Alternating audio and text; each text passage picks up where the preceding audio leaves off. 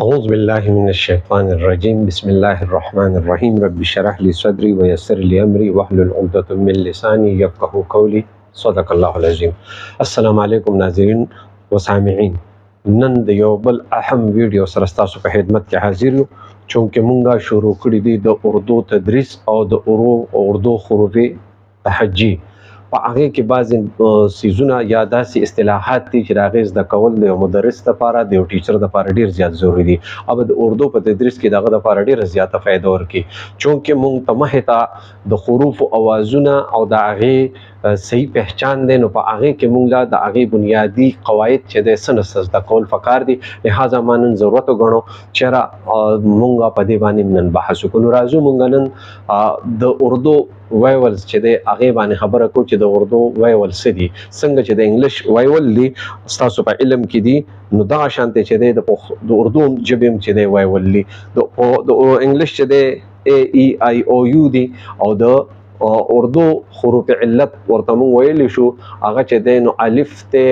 واو دی او یې ده. د دې دریو چې دی اوازونه د دې پیژنګلو د دې اقسام د زمونږ نن د نننی ویډیو ایسه د کوشش وکړو چې زر زر په یو منډه ووهو او تاسو چې دی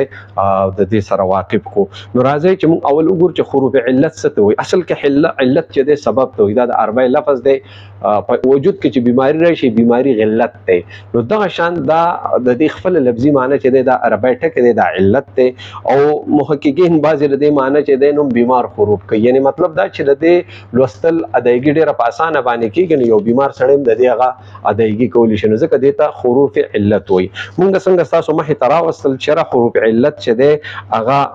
څو دي نو حروف علت چې دی هغه زموږ سره درې دي. په هغې کې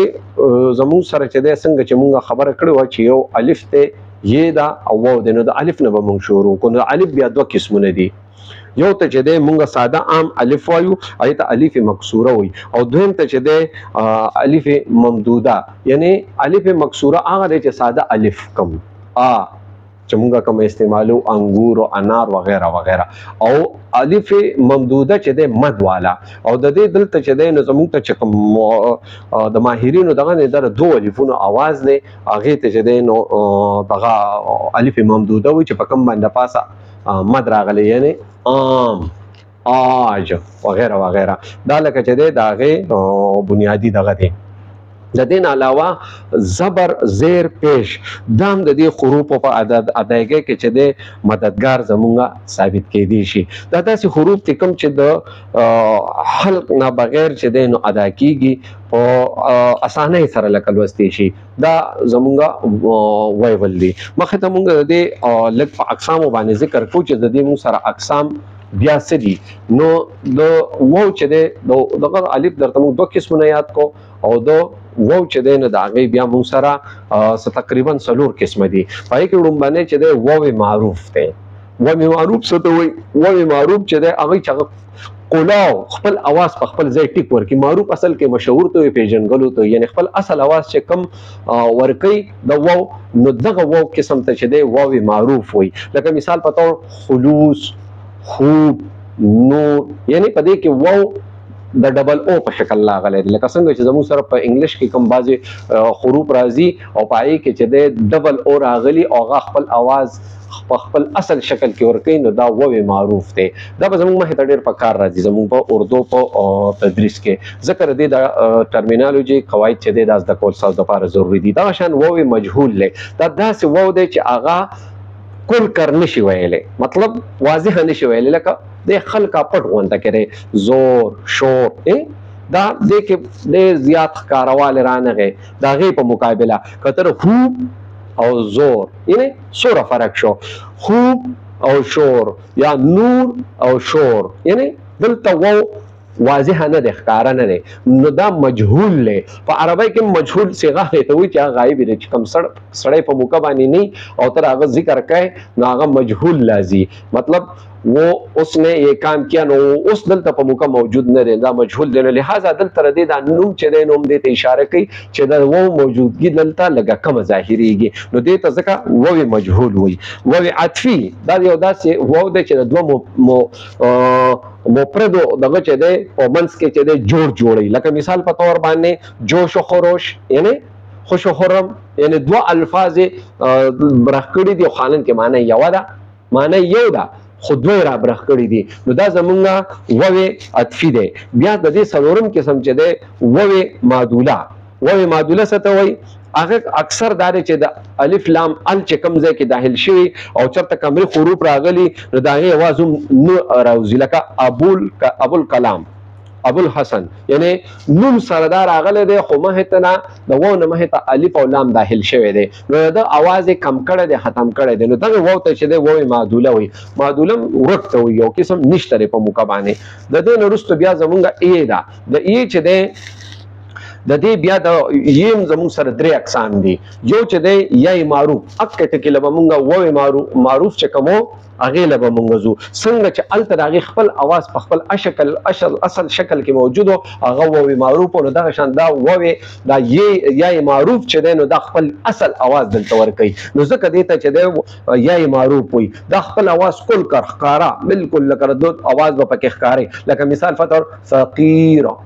دا یې اوږده شوه اکثر پښتو ژبه کې مونږه اوږده یې د دې لپاره استعمالو قریب یعنی منیر فقیر یعنی سفیر